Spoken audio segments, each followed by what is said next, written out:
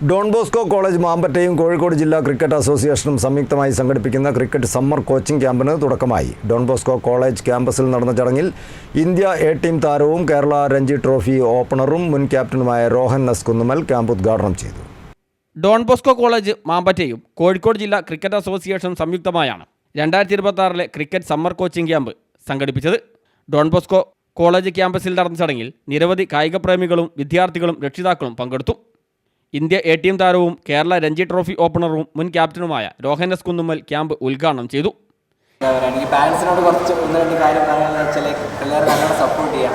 ഞാനിപ്പോൾ ഇവിടെ ഇങ്ങനെ മുന്നിൽ നിൽക്കുന്നത് ലിറ്ററലി എൻ്റെ അച്ഛൻ ഇത്രയും കാലം കൂടെ നിന്ന് സപ്പോർട്ട് ചെയ്തത് മാത്രമാണ്. എന്നേക്കാൾ കൂടുതൽ എഫേർട്ട് എടുത്ത ഒരു വ്യക്തിയായിരുന്നു എൻ്റെ അച്ഛൻ.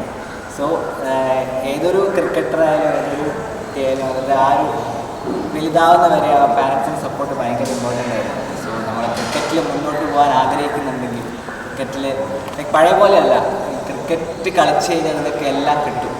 ജീവിതത്തിൽ നിങ്ങൾ എന്തൊക്കെ ആഗ്രഹിക്കുന്നോ അത് ഈ ഒരു ഗെയിം ഇന്ത്യയിൽ തരും. KDCA vice president Pauls Joseph Arackal അധ്യക്ഷനായി. College principal father doctor Joby M Abraham മുഖ്യാതിഥിയായി. KCA അംഗവും BCCI ലെവൽ എ കോച്ചുമായ മനോജ് ചന്ദ്രൻ ക്യാമ്പ് വിശദീകരണം നടത്തി.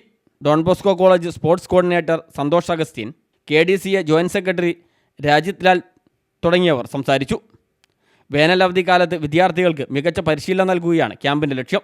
സംസ്ഥാന തലത്തിലെ പരിശീലകരുടെ നേതൃത്വത്തിൽ നടക്കുന്ന ക്യാമ്പ് യുവാക്കൾക്ക് കഴിവുകൾ വികസിപ്പിക്കാൻ സഹായകരമാവുമെന്ന് സംഘാടകർ അറിയിച്ചു. News bureau, Mukkam.